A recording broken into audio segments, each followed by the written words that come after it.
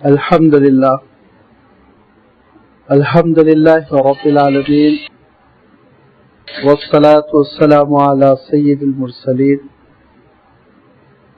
وعلى آله وأصحابه أجمعين أما بعد قد قال الله تبارك وتعالى في القرآن المجيد والفرقان الحميد أعوذ بالله من الشيطان الرجيم بسم الله الرحمن الرحيم والتين والزيتون وطور سينين وهذا البلد الأمين لقد خلقنا الإنسان في أحسن تقويم ثم رددناه أسفل سافلين إلا الذين آمنوا وعملوا الصالحات وتواصوا بالحق إلا الذين آمنوا وعملوا الصالحات فلهم أجر غير ممنون فما يكذبك بعد بالدين أليس الله بأحكم الحاكمين صدق اللہ العظیم. بزرگوں اور دوستو، اسماء حسنہ کی اس نشست میں الحمدللہ باری تعالیٰ کے متعدد اسماء پر ہم گفتگو کر چکے ہیں. ہمارا یہ سفر شروع ہوا تھا تبھی ایک بات آپ کی خدمت میں رکھی گئی تھی کہ اسماء حسنہ سمجھنا یہ ہمارے ایمان کا تقاضا ہے، جس کے سلسلے میں ہم بڑی پہلو دہی کرتے ہیں، غفلت کرتے ہیں. یہ اللہ تعالیٰ کے وہ پیارے پیارے نام ہیں جن سے اللہ تعالیٰ کی معرفت پیدا ہوتی ہے. یہ معرفت خداوندی ہمارے عقیدے کو، ہمارے یقین کو، ہمارے ایمان کو مضبوط کرتی ہے، اور اسی معرفت میں کمی کی وجہ سے، نقص کی وجہ سے کئی قسم کی بدعقیدگی یہاں تک کہ شرک وغیرہ جڑ پکڑتے ہیں، جگہ پاتے ہیں.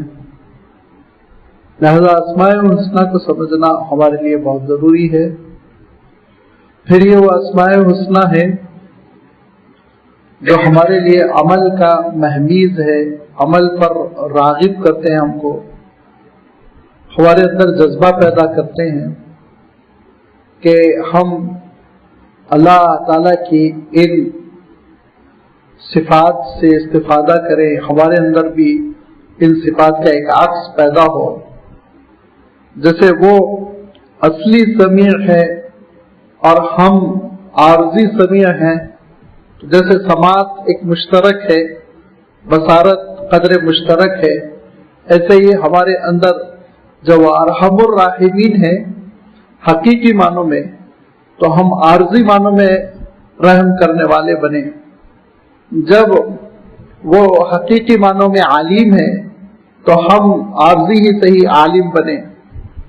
جب وہ حقیقت میں رزاق ہے، عطا کرنے والا ہے، تو ہم مجازی طور پر اور اختیاری طور پر، عارضی طور پر رزق فراہم کرنے والے، لوگوں کے لیے کار خیر کرنے والے بنے. یہ وہ اللہ تعالیٰ کے اسماء حسنہ ہیں جو ہمارے کردار پر بہت اثر کرتے ہیں. پھر یہ وہ اسماء حسنہ ہے جو ہمارے لیے دعاؤں کا ذریعہ ہے. انہی اسماء حسنہ سے اللہ کے رسولوں نے، نبیوں نے اللہ تعالیٰ کو پکارا.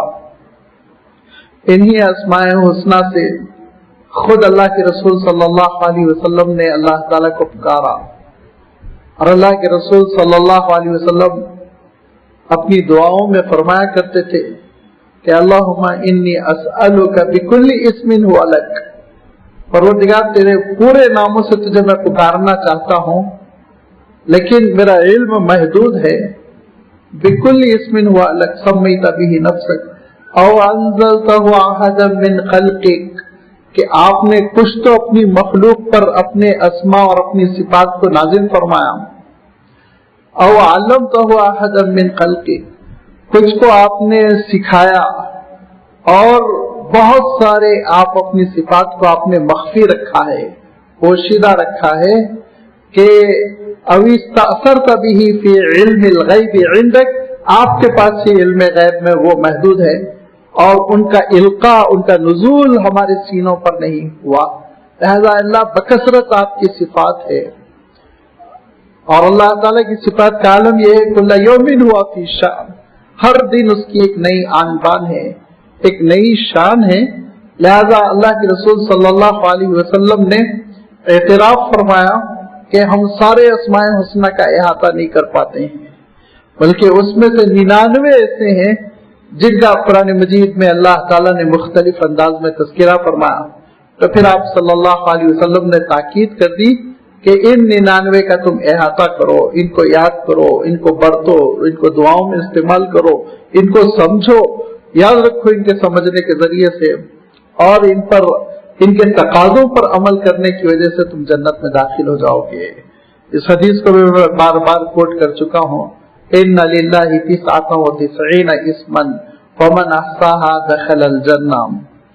اور پھر یہ وہ اسماء حسنہ ہے کہ اگر آپ غور کریں تو ایسا لگتا ہے جیسے سائنس کی بلڈنگ انہی کے اوپر کھڑی ہوئی ہے۔ اس کی رزاقیت آپ دیکھیے، اور اس کی خالقیت آپ دیکھیے، کیسے اس نے پیدا کیا، اس کی رحم کی صفت دیکھیے آپ کہ وہ کیسے مخلوق پر رحم کرتا ہے۔ یہ ساری تحقیقات جب سامنے آتی ہے تو ہمارے اور آپ کے سامنے سائنس کی دنیا سامنے آ جاتی ہے، ساری تحقیقات لگتا ہے ان اسماء حسنہ کی شرح کر رہی ہیں۔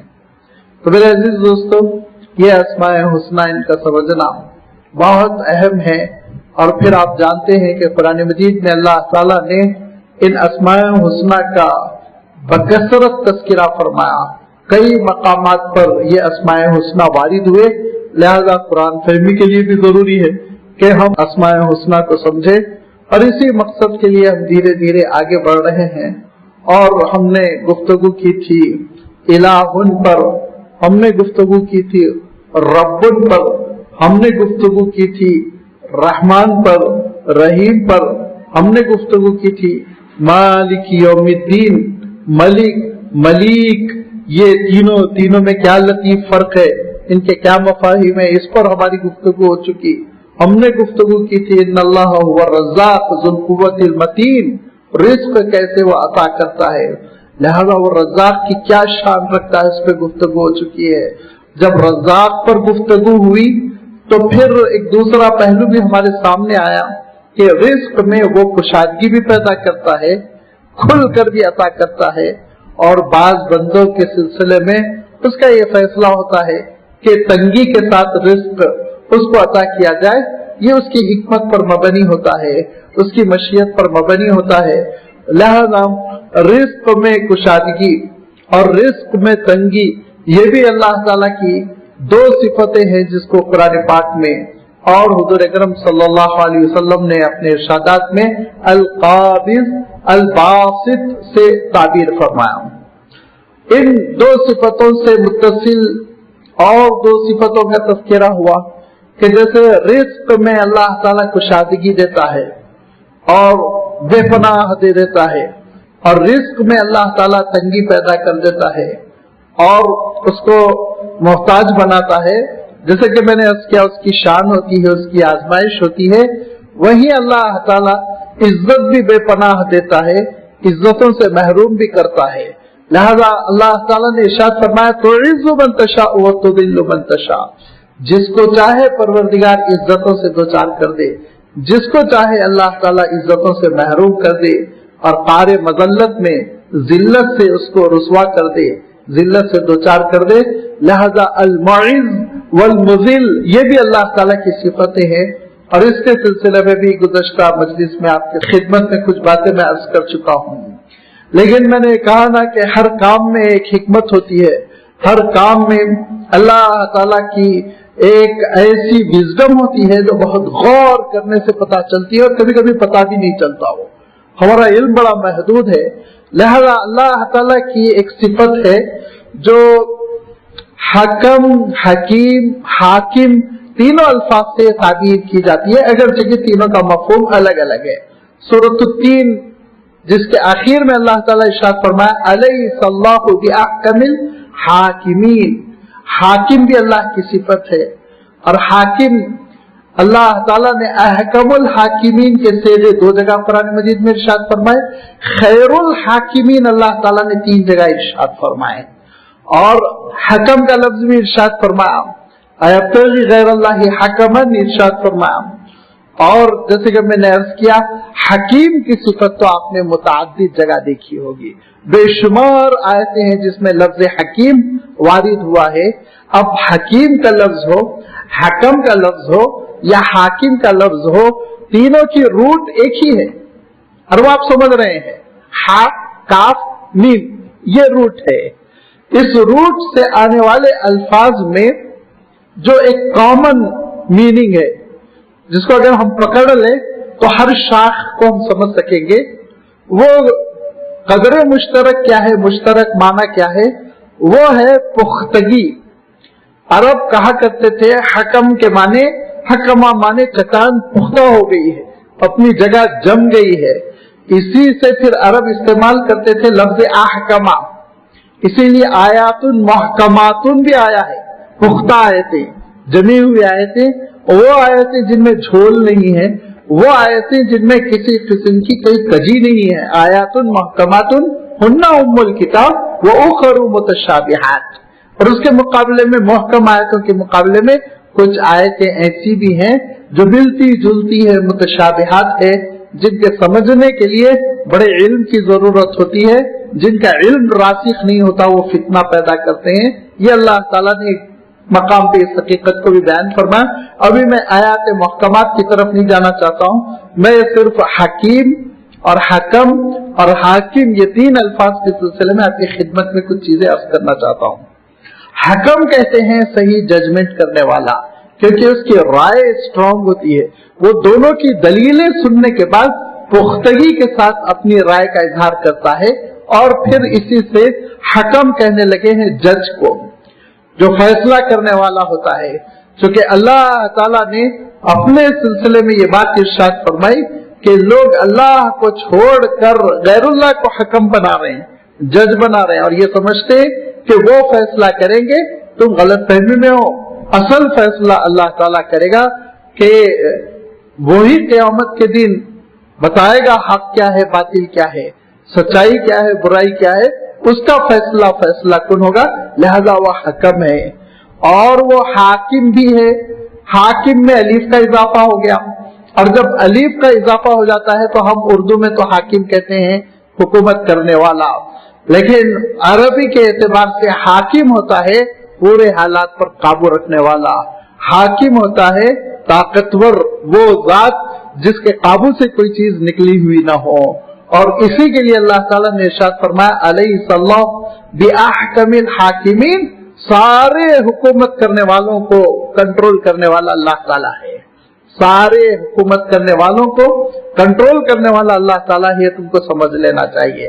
وَهُوَ خَيْرُ الْحَاكِمِينَ بھی ارشاد فرمایا، وہی بہترین حکمرانی کرنے والا ہے، اس کی حکمرانی میں بڑی پختگی ہے، اس کی حکمرانی میں بڑی مضبوطی ہے، اور اس کی حکمرانی سے کوئی چھوٹ کر جا نہیں سکتا، لہذا یہ اللہ تعالیٰ کی حکمرانی ہے، جس کے بارے میں ارشاد فرمایا الا لہ الامر والحکم، کہ حکومت اسی کی ہے اور فیصلہ بھی اسی کا چلتا ہے، آرڈر بھی اسی کا چلتا ہے، انسان سمجھتا ہے کسی اور کی حکومت چل رہی ہے، ہرگز نہیں، وہ وقتی ہے، ٹیمپروری ہے، اللہ تعالیٰ نے ان کو موقع دیا، ورنہ اصلاً حکومت تو بس اللہ تعالیٰ کی ہے، وہ ہے جو حکومت کر رہا ہے، لہذا اللہ تعالیٰ حاکم بھی ہے، اور اس کے ساتھ ساتھ پھر تیسرے نمبر پر وہ حکیم بھی ہے، حکم بھی ہے، حاکم بھی ہے، حکیم بھی ہے، اور حکیم کے معنی ہوتے ہیں جس کے معاملات بہت پختہ ہوں، سنجیدگی کے ساتھ کیا جائے، اسی لیے آپ نے لفظ حکمت سنا ہوگا،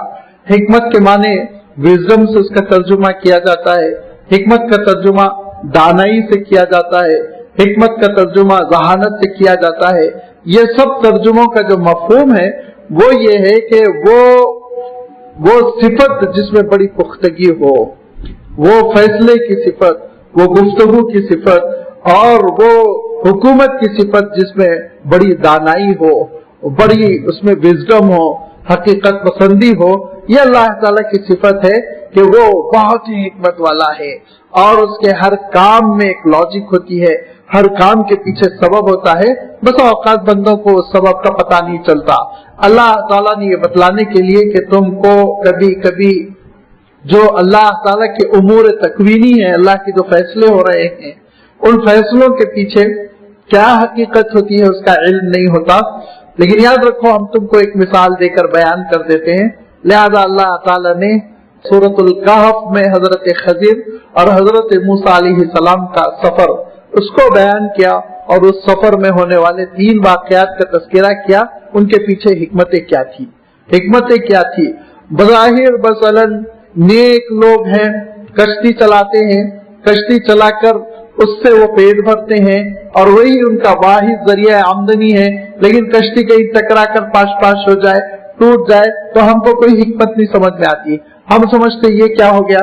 लेकिन अल्लाह ताला ने बतलाया कि उस कश्ती में जो ऐब पैदा किया गया था उसके पीछे एक इम्तिहान था, उसके पीछे एक हिकमत थी, उसके पीछे एक सबब था। और सबब ये था कि एक बादशाह आने वाला था, एक बादशाह पीछे पीछे आकर वो हमला करने वाला था और उस बादशाह को एक शौक था, उसका एक रुझान था, हर अच्छी चीज उठा के अपने म्यूजियम में रख लेता, अपने महल में सजा लेता।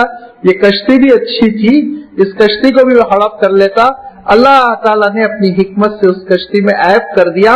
अब वो ऐबदार कश्ती को उठाकर नहीं ले जाएगा, कश्ती तो बच जाएगी कम से कम, ऐबदार सही। ये अल्लाह ताला की हिकमत है। फिर आप देखेंगे कि सफर आगे जारी रहा और फिर एक बस्ती से गुजर हुआ, दीवार गिरी जा रही थी, हजरत खजीर ने दीवार बनाई। उसके पीछे सबब क्या था? हजरत खजीर ने बताया कि यतीमों का माल था, वालिदैन नेक थे, इबादत गुजार थे, दुआएं करते करते इस दुनिया से गुजर गए थे। अब अल्लाह ताला ने तहिया फरमाया था कि इनके माल की हिफाजत हो। कभी कभी ऐसा होता है, सैलाब आता है, हवाएं चलती है, आंधी आती है, बेशतर घर गिर जाते हैं, एक घर बरकरार है। क्यों? अल्लाह की हिकमत है। कभी कभी ऐसा होता है, पूरी बस्ती बरकरार है, एक घर गिर गया, एक घर के ऊपर आंधी आ गई, तूफान आ गया, मुसीबत आ गई, वो गिर गया। क्यों? ये अल्लाह ताला की हिकमत है। इसके पीछे कोई सबब है जो मैं और आप नहीं जान सकते। फिर वो बच्चे से मुलाकात होना, हजरत खजीर का छोटे से मासूम बच्चे को खत्म कर देना, हजरत मूसा अलैहिस्सलाम के एतराज पर बताना कि बच्चा आगे चल के बड़ा नाफरमान बनने वाला था, खुद भी मुर्तद होता, जहन्नम में जाता और उसकी मोहब्बत में माँ बाप भी ईमान से फिर जाते, जहन्नम में जाते। अल्लाह ताला की ये हिकमत थी, ये अल्लाह ताला का हुक्म हुआ कि इसको खत्म कर दो। अब बच्चे के खत्म होने से गिरिया वजारी के साथ रो रो के तड़प के वालिदैन दुआ करेंगे, अल्लाह ताला एक प्यारी और नेक सालेह औलाद देगा।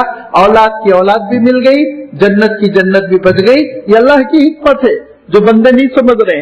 हमारे सामने ये हो रहा, अकलौता था, एक्सीडेंट हो गया, खत्म हो गया, अरे क्या हुआ पता नहीं, अल्लाह ताला को क्या मंजूर था पता नहीं, देखो उसके घर में हादसा हो गया। और हम क्या देख रहे हैं, अच्छा खासा था, नौजवान था, बीमार हो गया, वफात हो गई, अरे इतना नेक था, नमाजी था, उसी के ऊपर क्यों मुसीबत आई पता नहीं। नहीं, अल्लाह ताला देख रहा है इसके पीछे हिकमत क्या है, इसके पीछे असबाब क्या है। वो हकीम है, वो दाना वो बीना है। और उसकी हिकमत समझाने के लिए मैं आमतौर पर एक कहानी सुनाता हूँ, और मैं कह के सुनाता हूँ, कहानी है, किताबों में आपको नहीं मिलेगी, मुस्तनद किस्सा नहीं किसी वली का, अल्लाह वाले का, लेकिन आप हिकमत समझ सकते हैं कि अल्लाह ताला के कामों के असबाब कैसे मख्फी होते हैं, पोशीदा होते हैं। कि एक बादशाह सलामत थे, शिकार के बड़े दिलदादा, और उनका एक बड़ा चहीता वजीर था जो हरदम हाजिर रहता था और बादशाह के ऊपर अपनी जान निछावर करता था। अब एक दिन बादशाह सलामत कोई फल वल काट रहे थे तो उंगली कट गई, उनकी उंगली पूरी कट के झड़ गई। अब दर्द से बिलबिला उठे। अब वो जमाना वो थोड़ी था कि स्टिचिंग कर दी जाए, उसको लगा दिया जाए, डॉक्टर को बुलाया जाए, पुराने जमाने की बातें हैं। लिहाजा वो दर्द से बिलबिला रहे हैं तो वजीर साहब समझाते हुए कह रहे हैं कि हुजूर सब्र करिए, अल्लाह की हिकमत होगी, इसमें कोई सबब होगा, अल्लाह ताला आपके साथ कुछ खैर करना चाहता होगा। इनको बहुत बुरा लगा बादशाह को कि मेरी उंगली कट गई, इतनी तकलीफ हो रही है और ये मुझे समझा रहे हैं कि इसमें कोई हिकमत पोशीदा होगी, कोई सबब पोशीदा होगा, इनको जेल में डालो।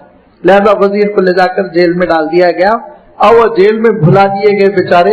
साल 6 महीने गुजर गए, जेल में पड़े हुए हैं। अब बादशाह साहब को फिर जरा जख्म सूखते ही उनको शौक हुआ जंगल जाने का, लिहाजा अपने सिक्योरिटी एहलकार को लेकर जंगल निकल गए शिकार खेलने के लिए। एक जगह एक हरन नजर आया, पीछे उसके घोड़ा दौड़ा दिया। इनका घोड़ा तो तेजी से दौड़ गया, सिक्योरिटी वालों का घोड़े दौड़े नहीं, रुक गए, इधर उधर वो मुंतशिर हो गए। बादशाह शौक में ऐसा पीछे भागता चला गया कि बहुत देर बाद उसको होश आया कि सिक्योरिटी नहीं है, लोग नहीं है, हरन भी गायब हो गया। अभी इससे पहले कि वो वापस लौटते, उनको जंगली कबीले के लोगों ने घेर लिया, चारों तरफ से घेर के गले में रस्सी डाल के उनको ले गए पुजारी के पास कि आज त्योहार का दिन है और भेंट चढ़ाना है, कुर्बानी देना है, ये लीजिए हम एक इंसान को लेकर आ गए, अब इसकी आप भेंट चढ़ा दीजिए, इसकी कुर्बानी चढ़ा दीजिए। अब बादशाह बड़ा परेशान, पुजारी आया और सरापा जायजा लिया ऊपर से नीचे तक और कहा इसकी कुर्बानी कबूल नहीं होगी, हमारी देवी इसकी कुर्बानी को कबूल नहीं करेगी क्योंकि इसकी उंगली कटी हुई है, ऐबदार है, ये ऐबदार है, उंगली कटी हुई है, इसको छोड़ दो, ऐसे इंसान को लाओ जो पूरा कंप्लीट हो, जिसके अंदर कोई ऐब नहीं। लिहाजा बादशाह को छोड़ दिया गया और वो वापस भागे। सिक्योरिटी वाले भी पहुंच गए थे, उन लोगों ने बादशाह को कंट्रोल में किया, महल ले आए।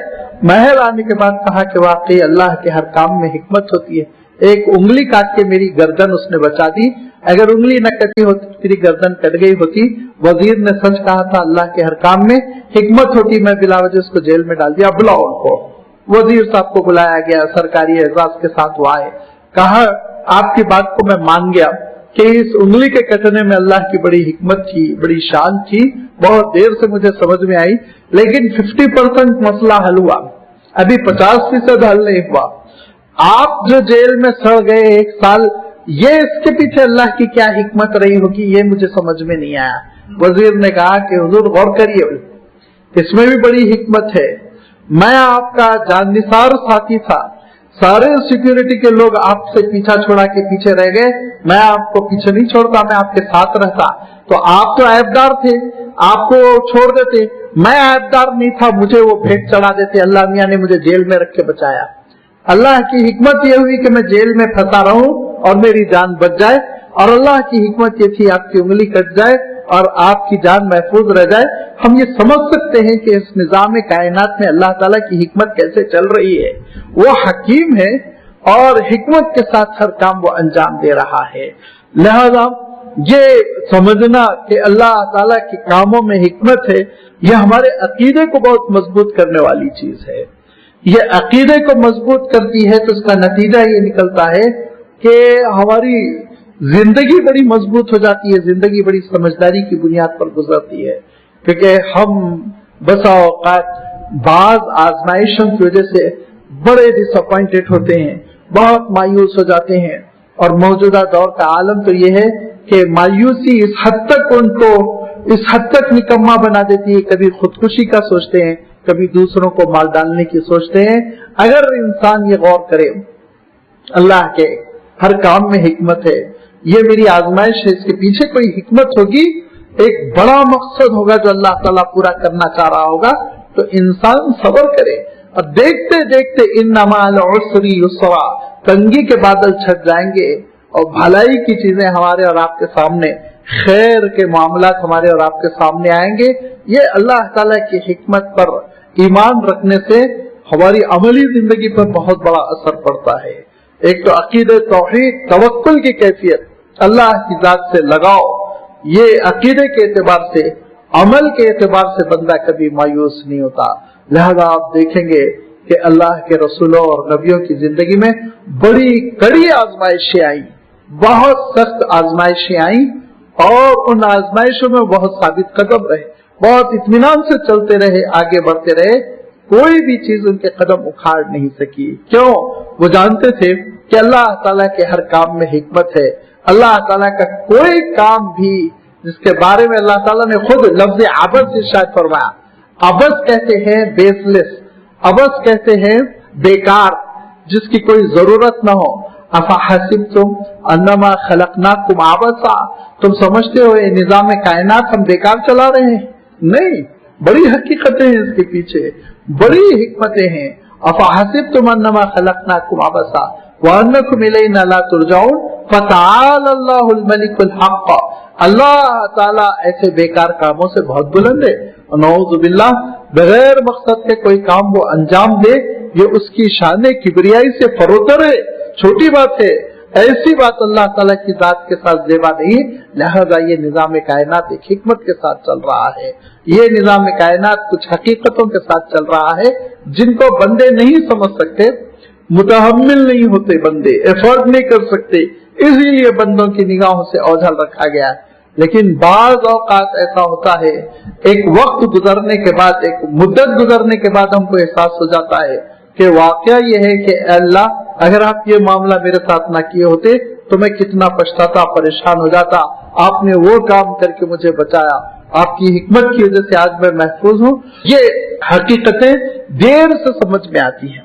तो मैं अर्ज कर रहा था कि अल्लाह ताला की सिफत हकीम भी है और अल्लाह ताला की सिफत हकम भी है, जजमेंट करने वाला, ठोस बुनियादों पर फैसला करने वाला। अबू दाऊद शरीफ में एक रिवायत आती है कि एक काफिला हुजूर अकरम सल्लल्लाहु अलैहि वसल्लम की खिदमत में आया और एक साहब को लोग अबुल हकम कह के पुकार रहे थे। आप सल्लल्लाहु अलैहि वसल्लम ने उनको बुलाया, कहा आपके कितने बेटे हैं? कहा मेरे 3 बेटे हैं। कहा क्या क्या नाम है? तो उन्होंने कहा एक का नाम शुरैह है, दूसरे का ये है, तीसरे का ये है। आप सल्लल्लाहु अलैहि वसल्लम ने कहा कल से तुम अबू शुरैह, कल से तुमको कोई अबुल हकम नहीं पुकारेगा। हकम तो अल्लाह ताला है, कहा असल जज तो अल्लाह ताला है, ये तुमको इस तरह अबुल हकम पुकारना गोया एक तरह से अल्लाह ताला की जो सिफात होती है उन सिफात को महदूद कर देना, उन सिफात को हल्का कर देना होता है। तो अल्लाह के रसूल सल्लल्लाहु अलैहि वसल्लम ने पसंद नहीं किया कि अबुल हकम उनको कहा जाए, अबू शुरैह का नाम दिया। पहले बेटे की बुनियाद पर कुनियत उनकी तब्दील कर दी।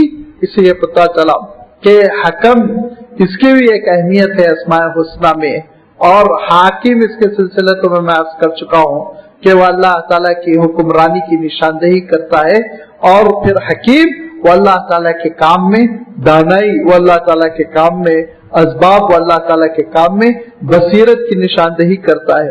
अलबत्ता आप देखेंगे एक थोड़ा सा इल्मी मसला है कि तिर्मिज़ी शरीफ की जो रिवायत है जिसमें अल्लाह ताला के 99 नाम, पहले तो ये हदीस जिसका टुकड़ा अभी मैंने कोट किया आपके सामने, इन्ना लिल्लाहि तिस्अता व तिस्ईना इस्मा फमन अहसाहा फक़द दखल अल जन्ना, ये हिस्से के बाद कि अल्लाह के 99 नाम है, जिसने इनका अहाता किया वो बस जन्नत में दाखिल हो गया। इसके बाद 99 नाम आए हैं, उन 99 नाम में हकम का लफ्ज मौजूद है, लेकिन इब्ने हजर अस्क़लानी ने फतहुल बारी बुखारी शरीफ की तशरीह में जो किताब लिखी उसमें कुरान मजीद से जो नामों का इंतखाब किया तो उसमें उन्होंने अल्लाह ताला की हकम सिफत का तज़किरा नहीं किया है, उसमें नहीं किया। मैं इसलिए ये जिक्र कर रहा हूँ कि अस्माए हुस्ना छपे हुए मिलते हैं, तो हो सकता आपको वो अस्माए हुस्ना मिले जिनका सिलेक्शन हाफिज इब्ने हजर अस्क़लानी ने किया हो और उसमें लफ्ज हकम ना हो, तो फिर आपके जहन में ये आए कि हकम पर तो गुफ्तगू की गई थी और इस लिस्ट में तो हकम नहीं है। देखिए मैंने अर्ज किया था ना कि अल्लाह ताला के जो नाम है वो बकसरत है, उसकी सिफात बहुत ज्यादा है। खुद अल्लाह ताला ने क्या इरशाद फरमाया, कुल्ल यौमिन हुआ फी शानिन, हर दिन उसकी एक नई शान है, नई आन है, नई बान है, लिहाजा उसकी सिफात की कसरत इतनी है कि उसका अहाता नहीं कर सकते। अब हजरत इब्राहिम अलैहिस्सलाम, ये हजरत इब्राहिम अलैहिस्सलाम के सिलसिले में हजरत अब्दुल्लाह इब्न अब्बास ये दुआ करते थे कि या मुअल्लिम इब्राहिम अल्लिमनी, मुअल्लिम का लफ्ज इस्तेमाल किया अल्लाह ताला के लिए। अब मुअल्लिम का लफ्ज सही हो सकता है, अर्रहमानु अल्लमल कुरान, अल्लमा का लफ्ज आया, लेकिन याद रखिए कि ये अहाता जो किया गया है, 99 जो शुमार किए गए हैं वो कुरान मजीद को या हुजूर अकरम सल्लल्लाहु अलैहि वसल्लम के इरशादात को सामने रखकर चुने गए हैं। इनमें इख्तिलाफ हो सकता है, कोई एक नाम का तज़किरा करे और दूसरा वो नाम छोड़कर دوسرے کا تذکرہ کرے، یہ بہت ممکن ہے آپ یہ اختلاف دیکھیں۔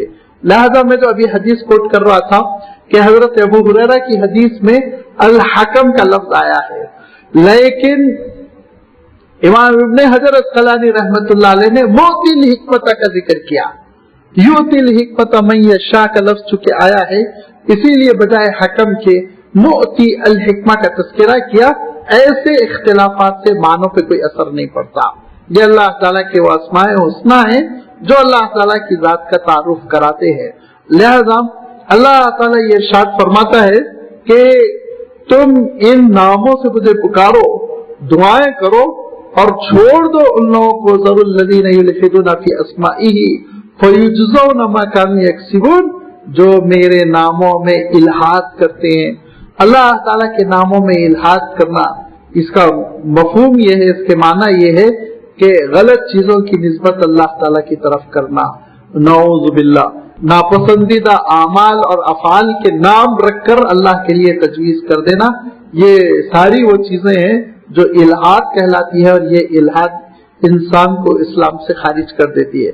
لہذا آپ اسماء حسنی کے سلسلے میں ذہن میں یہ کلیہ رکھے کہ یا تو کتاب سے یا سنت سے ہم ان کو لیں گے، اپنی جانب سے ہم تجویز نہیں کریں گے، اپنی جانب سے ہم کوئی نام نہیں بنا سکتے۔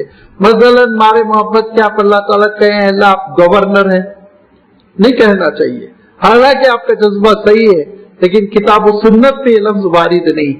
کتاب و سنت میں لفظ وارد ہے وہ حکم کا ہے، حکیم کا ہے، حاکم کا ہے، اور اللہ تعالیٰ یہ تینوں جو صفات ہے اس کے ججمنٹ کی اور اس کی حکومت کی اور ہر فیصلے میں حکمت کی، یہ تینوں کو نمایاں کرنے والا ایک عجیب و غریب واقعہ ہے۔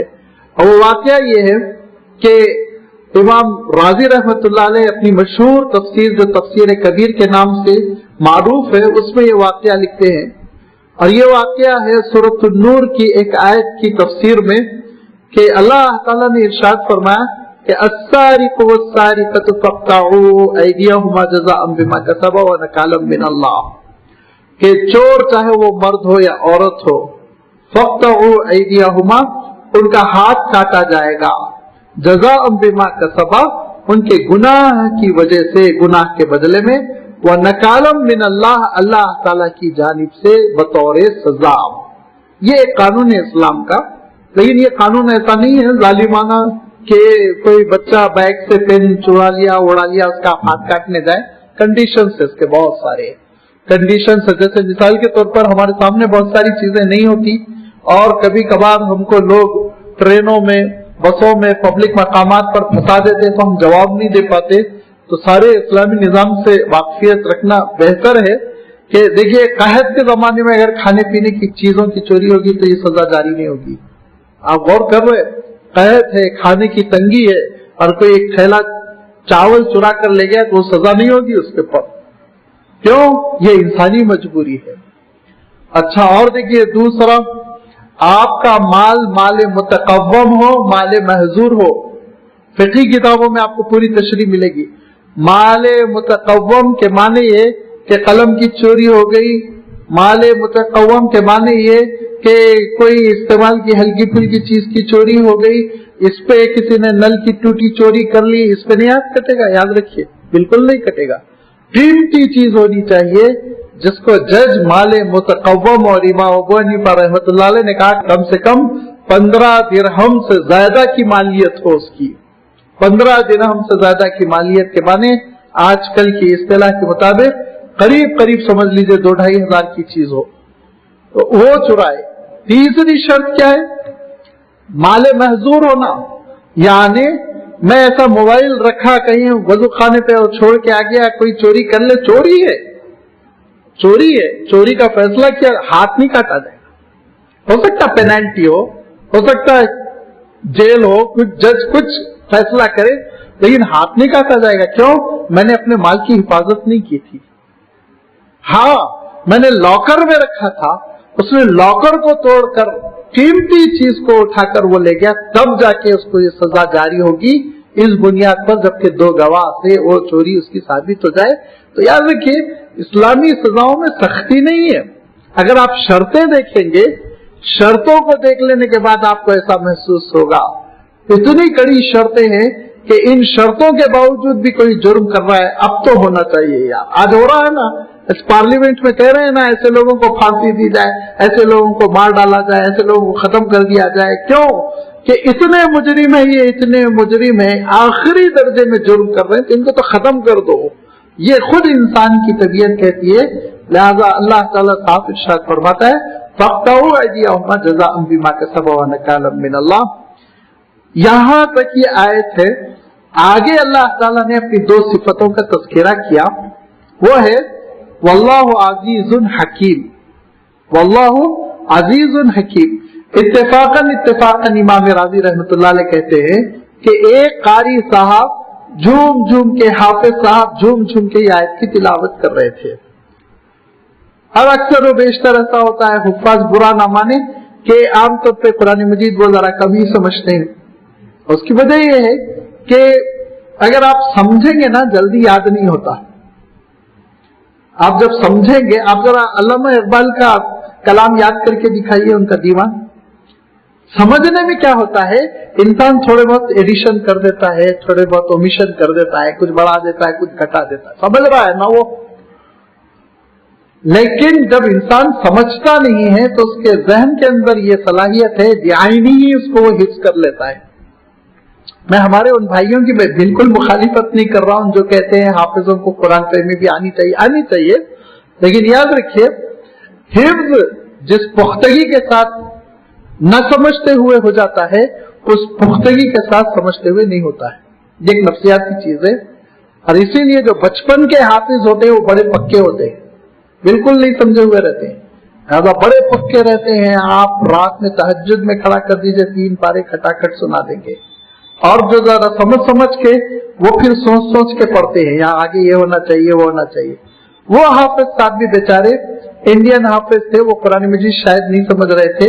मस्जिद में बैठ के झूम झूम के आयत तिलावत करते हुए उन्होंने कहा कि सारी को सारी रहीम। बाजू में एक अरब का देहाती बैठा हुआ था, बद्दू, पढ़े लिखे आलिम नहीं, देहाती सीधे साधे। उन्होंने झटक के कहा, बिल्कुल ऐसे नाराज जैसे हो गए, नाराजगी के साथ कहा कि क्या है ये, वल्लाहि मा हाज़ा लैसा बिकलामिल्लाहि शै, ये कुरान मजीद नहीं हो सकता, ये अल्लाह का कलाम नहीं हो सकता। गुस्से में उन्होंने कहा कि अल्लाह का कलाम नहीं हो सकता। तो हाफिज साहब को थोड़ा सा मुतनब्बे हुए, वो चौंके, ऐसा क्यों ये तफसीरा कर रहा है। लिहाजा फिर से आयत पढ़ी उन्होंने, अस्सारिकु वस्सारिकतु फक़्तऊ अयदियहुम जज़ाअन बिमा कसबा व नकालन मिनल्लाह वल्लाहु अज़ीज़ुन हकीम। सही पढ़ दी आयत। पढ़ते ही वो बद्दू कह रहा है, हाज़ा मिन कलामिल्लाहि वल्लाहि फ़क़द अज़्ज़ा सुम्मा हकमा। अब देखिए, जो अपने ज़ौक़ से वो कुरान मजीद को समझ रहा है, अरबी ज़ौक़ से, वो कहता है खुदा की कसम ये है अल्लाह का कलाम। वल्लाहु अज़ीज़ुन फ़क़द अज़्ज़ा, इज्जत वाला वो हुआ, हकमा, फिर उसके बाद उसने हुक्म नाफिज किया, हुक्म जारी किया। वल्लाहु अज़ीज़ुन हकीम, उसके हुक्म में जजमेंट भी है, और उसका जजमेंट इंसाफ पर मबनी भी है, और उसका ये जजमेंट हुकूमत के साथ है, हुक्मरानी के साथ है।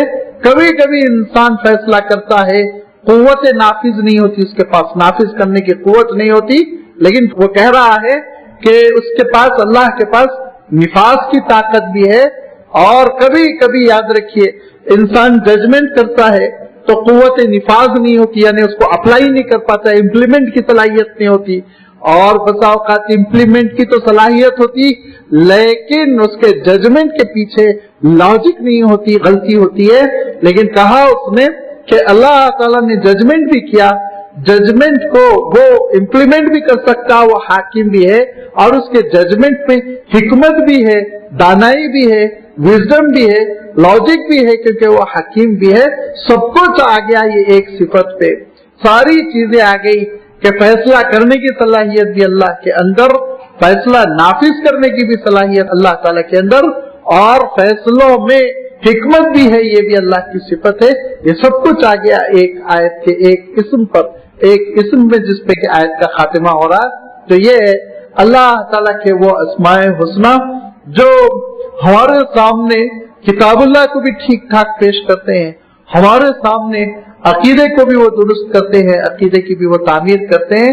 और ये वो अस्माए हुस्ना है जिनके पीछे बड़ी हिकमतें हैं, बड़ी दानाइयां हैं और बड़ी दास्तानें हैं जिनको सिमटना और जिनको मुख्तसर अल्फाज में बयान करना मुश्किल होता है।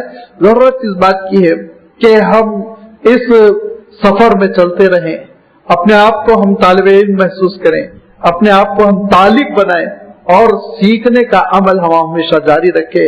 अल्लाह के रसूल सल्लल्लाहु अलैहि वसल्लम फरमाया करते थे, दो इंसान ऐसे हैं जो जिनकी कोई मंजिल नहीं, वो आगे ही बढ़ते रहते हैं, आगे ही बढ़ते रहते हैं। फरमाया तालिबुद दुनिया, दुनिया का तालिब जो शैतान को खुश करता रहता है, तालिबुल इल्मी, इल्म का तालिब यज़दादु बिही रिज़ा रहमान, जिससे रहमान की खुशनुदी बढ़ती चली जाती है। लेकिन इनकी मंजिल नहीं है, इनकी मंजिल खत्म नहीं होती। दो वादी सोने के दे दिए जाए तो दुनिया का तालिब तीसरी वादी मांगता है, और फरमाया तीसरी वादी भी मिल जाए तो उसका दिल नहीं भरता, यहाँ तक कि वो कब्र पहुंच जाता है, कब्र की मट्टी से उसका मुंह भर जाता है लेकिन उसका दिल नहीं भरता। और फरमाया इल्म का शहदाई, इल्म का हासिल करने वाला, इल्म का मुश्ताक सफर करता रहता, सफर करता रहता है, इल्म हासिल करता रहता है, उसका दिल नहीं भरता, यहाँ तक के इल्म के हुसूल के रास्ते में वो मरता है तो फरमाया क़यामत के दिन शहीदों की तरह उसको उठाया जाता है। लिहाजा अस्माए हुस्ना ये इल्म की कलीद है, कुंजियां हैं, इल्म की कुंजियां हैं। अल्लाह की सिफात आप समझेंगे तो ये सारी मखलूक की सिफात आप समझ सकेंगे। लिहाजा हमको एहतिमाम के साथ इन अस्माए हुस्ना को समझने की कोशिश करनी चाहिए कि अस्माए हुस्ना बड़ी फजीलत, बड़ी अहमियत के हामिल है। इन अस्माए हुस्ना को जानने और इनको समझने और इनके तकाज़ों पर अमल करने का जज्बा हमारे अंदर होना चाहिए और ज्यादा से ज्यादा इनसे हमको जोड़ना चाहिए। इंशाअल्लाह अल्लाह ताला अपनी राहों को हमारे लिए आसान करेगा और उसकी मारिफत हमारे दिलों में पैदा होगी। व आखिर दावाना अनिल हम्दुलिल्लाहि रब्बिल आलमीन।